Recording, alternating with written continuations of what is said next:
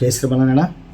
ఆపదామపహర్తారం దాతారం సర్వసంపదాం ఒక అవిరామం శ్రీరామం భూయో భూయో నమామ్యహం. ఇప్పుడు మనకి బాలకాండలో 3వ సర్గలో వాల్మీకి మహర్షి గారు మనకి ఏం చేస్తున్నారంటే, ఆయన ఇంకా దివ్య దృష్టి ఏమేమి చూడగలుగుతున్నాడో ఒకసారి దీని వివరం చూద్దాము. దీనిలో వచ్చేటప్పటికే ఆయన శరభంగ మహర్షిని దర్శించాడు, అలాగే సుతీష్ని కనపడుతున్నాడు, సుతీష్ని కలిసినట్టుగా కనపడుతుంది, అలాగే అత్రి అనసూయల్ని కలిశారు, అలాగే సీతాదేవి వాళ్ళకి దివ్య చందనాలు సీతాదేవికి ఆమె అనసూయాదేవి దివ్య చందనాదులు సమర్పించడం, అలాగే అగస్త్య మహాముని దగ్గర నుంచి ఆయన ధరుణ బాణాలను తీసుకోవడం, అలాగే జటాయుతో స్నేహితం గురించి చెప్పుకోవడం, అలాగే శూర్పణఖ వచ్చి అక్కడికి వచ్చిన విషయము, ఇంకా శూర్పణఖతో వివాదము, ముక్కు చెవులు ఖండించటము, ఇంకేం చెప్తున్నారు ఇక్కడ, కరదోషాది త్రిశూరులను సంహరించుట రాముడు, అలాగే రావణుడు మారీచునితో కూడి వస్తాడు, అలాగే మారీచుడిని రాముడు చంపుతాడు, అలాగే ఇంకేం జరిగింది, రావణుడు సీతాదేవిని అపహరించుకొని తీసుకెళ్తాడు. ఇంతవరకు చూస్తూ ఇంకేం కనపడుతుంది, దీనికి కబంధుడైన ఒక రాక్షసుడు, మళ్ళీ ఆ రాక్షసుడు మళ్ళీ శబరిని ఆ రాక్షసుడు ఒక చేసినటువంటి ఒక విలాపము, అలాగే శబరిమాతని కలవటం రాముడు, అలాగే ఋషిప పర్వతం మీద సుగ్రీవుడితో మైత్రి చేయటము, ఇంకా సుగ్రీవుడితో మైత్రి చేసి వాళ్ళని సంహరించడం. ఇంకేం కనపడుతుంది, అలాగే సంహరించిన తర్వాత మళ్ళీ వీళ్ళందరూ కూడా కలిసి సీతాదేవి కోసం అమ్మవారి కోసం ఎతకటం. ఆంజనేయుడు ఆంజనేయుడికి ఉంగరం ఇస్తాడు రాముడు, ఇచ్చేసి వెతకమని ఆయన పంపిస్తారు. నలుదిక్కుల్లో ఆంజనేయుడికి మాత్రం ఉంగరం ఇస్తారు, తన ఉంగరం ఇచ్చేసి తన ముద్రికి ఉంగరాన్ని ఇస్తారు, అమ్మవారిని కనుక్కోమని. అలా బయలుదేరటం. అలాగే ఆయన అక్కడి నుంచి ఆయన ఒక పర్వతం మీద నుంచి ఎక్కేసి లంకా నగరం మీద దూకటం. అలా లంకా నగరంలో దూకేసిన తర్వాత అక్కడ మారుతివనంలో అశోకవనంలో సీతని కనుగొనటం. ఇవన్నీ విషయాలు ఆయన కనపడిపోతున్నాయి. అలాగే హనుమంతునికి భయపడి రాక్షసులు పారిపోవటం.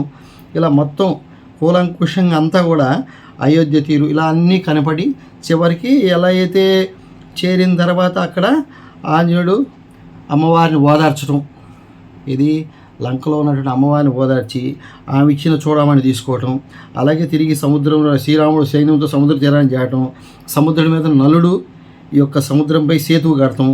ఈ యొక్క రాత్రి వేళ లంకని వీళ్ళందరూ ముట్టడిస్తారు. అలాగే ఈ విభీషణుడు వచ్చి శరణాగతి కోరతాడు. విభీషణుడు ఎవరు, యొక్క రావణాసుడు తమ్ముడు అనమాట. విభీషణుడు శరణాగతి కోరతాడు. ఇవన్నీ కూడా కుంభకర్ణాదుల సంహారం. ఇలాగే ఇవన్నీ కూడా అన్ని విషయాలు మొత్తం పట్టాభిషేకం వరకు కూడా ఈయనకి ఈ ఘట్టాలన్నీ కూడా ఈయనకి కూలంకుషంగా కనపడిపోయినాయి. దాంతో ఈరోజు ఒక గొప్ప విశేషమైన ఋషి గురించి తెలుసుకుందాం. శరభంగుడు వచ్చేటప్పటికి ఏంటంటే గొప్పతనం ఏంటంటే, ఈ శరభంగుడు ఈ రాముడు ఎప్పుడైతే శరభంగుడిని కలవాలని వస్తున్నాడో ముందుగా ఈ ఇంద్రాది దేవతలు అందరూ కూడా వచ్చి ముందు ఇంద్రుడు వచ్చేసి శరభంగుడి దగ్గరికి వస్తున్నాడు. ఈ రాముడు వచ్చే ముందు శరభంగుడి దగ్గరికి ఇంద్రుడు వస్తున్నాడు. ఇంద్రుడు వచ్చేటప్పటికి ఇది గమనించాడు దూరం నుంచి రాముడు కలవడానికి శరభంగుడి దగ్గరికి వెళ్ళి ఈలోపు ఇంద్రుడు వచ్చేసాడు. ఇంద్రుడు వచ్చేసి ఎంత వయసు, 25 సంవత్సరాల వయసుతో ఉన్నటువంటి ఒక యువకులు ఎక్కువ మంది భూమిని తాకకుండా ఆ గాలిలోనే నడుస్తూ వెళ్తారన్నమాట. ఈ గమనిస్తాడు ఈయన. ఎవరు గమనిస్తాడు, రాముడు గమనించి చూడు, లక్ష్మణుడు చెప్తాడు, చూడు మనం చదువుకున్న వేదాల్లో ఇంద్రుడు వెళ్తున్నాడు అని చెప్తాడు. చెప్పిన తర్వాత గమనిస్తారు. అక్కడికి వెళ్ళేసి ఈ ఇంద్రుడు ఏం చేస్తాడు, శరభంగంతో మాట్లాడుతుంటాడు. చూడు మాట్లాడుతాడు, మీ అందరు ఇక్కడే ఉండండి, నేను పోయి కలుస్తా అని చెప్పని శరభంగని కలవడానికి తను బయలుదేరతాడు. ఎప్పుడైతే శ్రీరాముడు బయలుదేరాడో అక్కడే జరిగింది. ఈయన శ్రీరాముడు రాకని గమనించినటువంటి ఇంద్రుడు ఆయన తిరిగి మళ్ళీ బయలుదేరి ఇప్పుడు నేను పలకరించను శ్రీరాముడిని, ఇప్పుడు మాట్లాడను, ఎందుకంటే నేను పెద్ద కార్యం చేయాలి, ఈ కార్యం రావణాసుడు చంపిన తర్వాత మాత్రమే నేను వచ్చి కలుస్తాను అని చెప్పని శరభంగుడు చెప్పి బయలుదేరతాడు. అలాగే శరభంగుడు ఏం చేస్తాడు, ఎప్పుడైతే శ్రీరాముడు రాగానే నీ కోసమే నేను చూస్తున్నాను, మీరు వస్తారని నేను ఇంతకాలం వేచి ఉన్నానని చెప్పని వచ్చి ఏం చెప్తాడు, నన్ను బ్రహ్మలోకానికి రమ్మని చెబుతున్నాడు. ఇంద్రుడు ఇప్పుడే వచ్చాడు, బ్రహ్మలోకాన్ని రమ్మంటున్నాడు. ఎందుకంటే నా తపస్సు వల్ల బ్రహ్మలోకాలు సత్యలోకాలు అన్నీ సాధించేశాను, కాకపోతే నిన్ను చూసి తరిద్దామని వచ్చాను, కాబట్టి నా తపస్సు ఫలాన్ని కూడా మొత్తం నీకు దారపోస్తున్నాను అని తన తపస్సు ఫలం మొత్తం కూడా ఆయన దారపోసి ఏం చెప్తాడు, మరి ఈయన ఏమడుతాడు, రాముడు ఏమడుతాడంటే, అప్పుడు